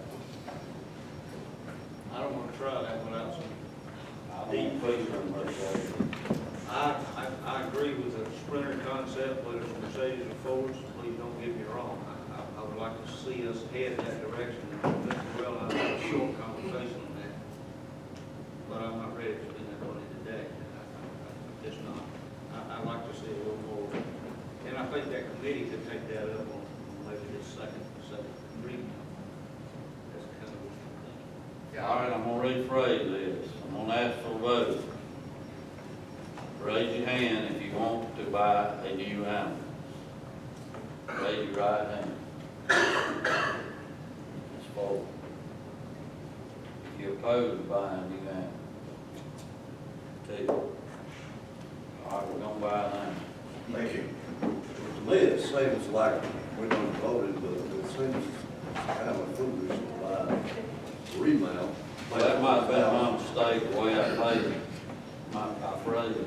I apologize. Mr. Chairman, Still have a bunch of junk. Mr. Chairman, if I may, Mr. Burrell, Yes, sir. when we get ready to take this up for committee, Yes, sir. please don't let that be something that fails to be discussed. I want to make sure we take that up, and I want to entertain the doctor, just talking. That takes care of the capital request. Mr. Chairman, I'd like to bring up something. Parks and Recreation, there was no recommendation, there were $238,000 requested. There were no recommendations from administration. I would like for us to reconsider some capital expenditures going to Parks and Recreation, but I think we just spent our money. We can put some in there, but we're gonna have to take it out of reserve. You can still put that dump trailer in there, some other Mr. stuff. Howard came back and he said in the case of our money being short this year, he could wait another year before he proceeded with his capital request. That was the reason that none was recommended. I would hear it. Mr. Howard? Yes, sir. The recommendations that I put in, or the requests that I had were the same as every year. New playground for Crossdale, not a necessity. A paved parking lot at the county park, it's not a necessity, but it would be great. The closest necessity we have is the lights, and that's also the most expensive. They're almost 40 years old, and the poles age just like telephone poles do, and they need to be replaced. I'm not an expert at telephone poles, so I don't know for certain how long they'll last. Could come in tomorrow and it'll land on the ground. But that's $120,000 expenditure. And I know that because I tried to do it with a grant and couldn't get a grant to afford it.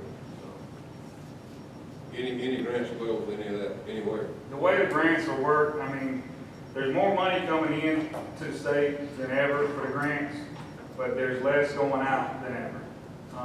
And I don't know where it's getting lost in the middle. I guess it's just like every other state funding thing. But PART, for instance, went from a one-year cycle for, say, Lawrence County, for instance, was about $24,000. That's an 80-20 match, which we usually match with labor. That was every single year. Lawrence County was allocated about $20,000, not our department specifically, but for whole county. You know, City of Clinton, City of Lawrence, Waterloo, Cross Hill, everybody, you know, nipping at that $20,000. And then that went to a 2-year, and now they're going to push that to a 3-year. So it's not 3 years at $60,000, it's 3 years at $20,000. So you got every parks department in Lawrence County trying to get $20,000 every 3 years. As far as Land and Water Conservation Fund, which we just got, before it was pretty much made just for acquiring new land. And just this past cycle, they made it available to rehabilitate Land and Water Conservation Fund projects from the past, like the county park is. And that's how we were able to get that. And we had some money from the accommodations tax that was not spent on festivals set aside that we could match that. That's a 50-50 grant. The grants are specific, very specific on what are available. You know, trails program grants are for trails. You know, if we're not building trails, there's really no sense in trying to get it. The Land and Water Conservation Fund, before the rehabilitation avenue was available, there wasn't no sense in doing that because we weren't buying new land for parks or just for conservation. But you know, with the park, that's been something that we've applied for and gotten every year since I've been here, or every time it's been available. And it's done a lot for the county. But the grants are, like I said, it's getting further and further apart. The cycle is getting longer and longer, and the money ain't going up any. Most of the grants are federally funded, but state, I guess, overseen by the state. So it's really up to the state on how the money gets, you know, divvied out from the money they get federally. So they're getting cut from the federal side, and then it's come to us, and we're getting cut too. So. After you hear from Andy, you want to state anything again about Parks and Recreation? Right, Bill? I just know in talking with him that we've got a softball tournament coming in, that We've got the first NSA softball tournament coming to Lawrence County ever. And that's directly in response to the repairs, the renovations we did at the county park. And it's huge. I mean, NSA tournament, you know, this is small because we only got 3 fields. We're still talking 10 teams and, you know, 10 to 12 people on each team. You're looking at 400 or 500 people coming to Lawrence County. Even if it's just for one night, they're gonna buy gas and eat dinner here. So that's an economic impact. So you can put some of the economic development money towards the parks if you want, and I'll be glad to use it. What about the ATAC money? Is that, like, and you got $40,000, so That's what I use to match that LWCF grant, and I'll be getting that reimbursed, probably in July. I tried to get it all crammed into this year so I can get it all reimbursed this year, but looks like it's gonna carry over to July 1st, because we still have to spend about $6,000 out of that grant before we can be reimbursed. So, it's, the economic impact on what Parks and Recreation does is huge. I mean, Union County, for instance, I mean, they've got an awesome, park, just one, Timken Park. It costs them $7 million to build.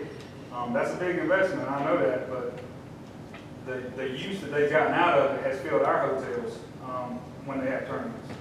And that's a big thing, you know, so, and a lot of people say, well, we missed the boat. We didn't miss the boat because the reason why the NSA tournament's coming here is because all the other facilities are already booked, and they're booked for years in advance.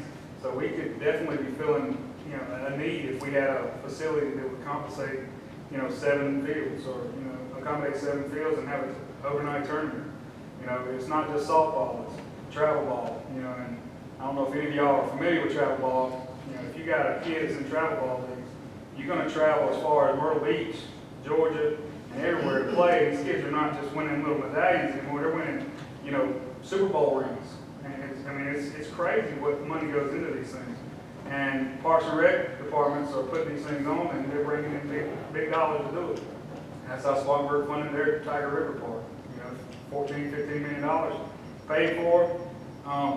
North Myrtle Beach got a huge one paid for, and everything's, you know, making money, you know, 2 or 3 years down the road. So it's just something to look at, you know, and I know it's I by no means think Park and Recreation is more important than ambulances, you know, because obviously if my child's hurt, I want to call an ambulance and be there. But I think it's something we need to consider. It may be an option, pennies for parks, and that's what a lot of places do, you know. All right, we paid down capital money, and if we do anything else, we got to go to reserve and get it. Do we have any suggestions? Sorry. That's all right. I appreciate it, but like I said, any questions you have, that's why I'm here. thank you. All right, we're through with the capital request. Next thing we're gonna do is approval of resolution 1515 to use that 6 mills in our budget this year. I'll ask for a motion. Mr. Chairman, I make a motion to approve Resolution 2015-15 to apply, sign, allocate, transfer, and use $1,040,000 accumulated for the 15-16 FY budget. Do we have a second? Second. Got a motion and a second. Does anybody have any questions? So, Mr. Chairman, what's the total amount still in the, I guess, in the reserve account? About $8 million.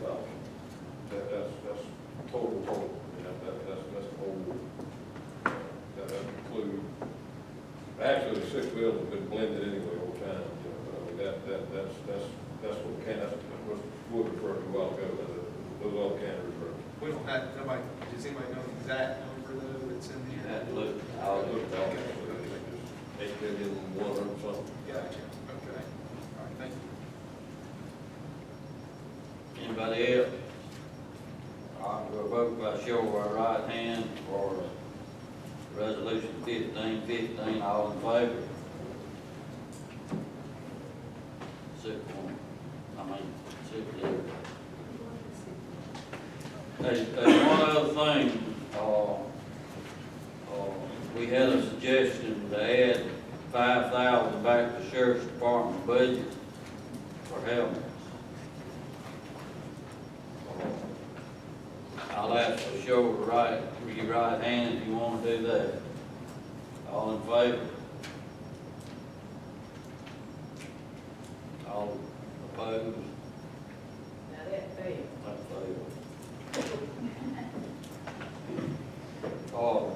We got an executive session, but I'm gonna move down here to administrator's report. You don't have anything? Take a long time, but we can. All right, I'm gonna open public comment time, 15 minutes. If anybody wants to address the council, now it's time to come forward and address the council. No one wishing to address the council. I close the public comment time and I'll ask for comments from council members. Mr. Pitt. Mr. Chairman, thank you.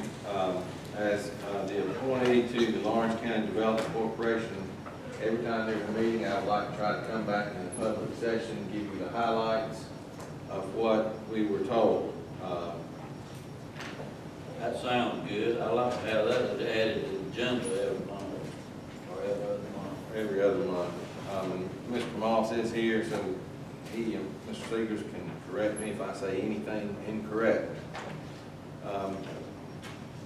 From site visits, there was 1 site visit in March, 5 in April, 7 in May, for a total number of site visits of 13 for the total year. Requests for information, there was 1 in March, they were not allowed to submit. There were 8 in April, and they could not submit for 2 of them, for it didn't meet the requirements of the RFI. Currently, there are 46 investors, and I'm quoting, several projects will be announced this year. Let's see, project YAK was $15 million, 25 jobs. Project DMZ, spec building issue. Project LACE, a BBA building in Gray Court. And there's 1 additional building availability in Hunter. Is that correct? Announcement. Is that correct, Mr. Moss? We think so. That's all the report I have at this time, Mr. Chairman. Thank you, Mr. Pitt. Ms. Anderson? I don't have anything, no comments. Yeah, Mr. Pitt? Mr. Knight? No comments. Mr. Dahl? Mr. Chairman, thank you. Mr. Chairman, I'm sorry, I do have one thing. Mr. Moss can help me with this. There is a grant outstanding for some Department of Commerce money to take some property down in the Owens area. Is that correct? And that money will be coming to the county because the Development Corporation cannot receive grant funds based because they're not a unit of local government. And I understand that's, how much is it, Mark? Can you say? 1.2 million. And it would be the area around the spec building and another 60 so acres in that area up there that would be taken down for a project. Is that fair? Yes. And those grants come in, and we get the county council to sign grant award agreements on, we're going to make sure everybody's along, we're discussing this stuff, we'll make sure everybody's on board. Is that clear enough? That's where we are. Okay. And the coordinating council meets next week to consider that grant. Is that right? Okay, thank you. Before we go on executive session, when we come out of executive session, we're gonna have second reading on the ordinance 788, that's our budget for this year. We're gonna also vote up or down some salary requests in the county. Do I have a motion to go on executive session for economic development matter and some employment matter? So moved. Second. All in favor, raise your right hand. Mr. Chairman, because of the nature of these, Ms. Walsh and I can be the staff. Ms. Walsh, the county administrator, in executive session. You've got a printout here, please carry it, please. This printout.